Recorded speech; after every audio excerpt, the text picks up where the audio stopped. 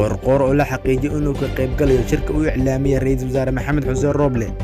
wasiirka amniga xukuumadda federaalka Soomaaliya Cabdullaahi Maxamed Nuur ayaa shaaciyay in madaxweynaha Galmudug Axmed Cabdi Kaariye Qoorqoor uu ka qayb galayo shirka golaha wadatashiga qaranka ee ra'iisul wasaare Maxamed Xuseen Roble uu iclaamiyay. wasiir Cabdullaahi oo ka mid ah mas'uuliyiinta Axmed Qoorqoor ku soo dhaweeyay koronka aadacadde ee magaalada Muqdisho qoraal uu soo saaray wuxuu ku sheegay in Qoorqoor uu u yimid ka qaybgalka shirkaas. waxaan aniga iyo xubno ka tirsan golaha wasiirada iyo bulshada qaybaheeda kala duwan ku soo dhaweynay magaalada Muqdisho madaxweynaha dowlad goboleedka Galmudug oo u yimid caasimadda ka qaybgalka madasha wadatashiga qaran ee uu hogaaminayo ra'iisul wasaare Maxamed Xuseen Roble iyo qoraalkiisa ku yiri wasiirka amniga Soomaaliya Cabdullaahi Maxamed Nuur.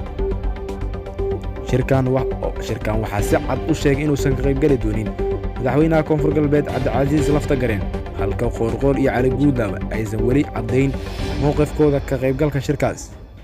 Axmed Madoobe iyo Siciid Deni ayaa hore u ballan qaaday inay qayb ka yihiin shirkan oo lagu waday in 27 bishan uu ka furmo magaalada Muqdisho, balse dib u dhacay kadib markii khilaaf qarka u saaran gacan ka hadal uu soo kala dhex galay ra'iisul wasaare Maxamed Xuseen Roble iyo madaxweyne Maxamed Cabdullaahi Farmaajo.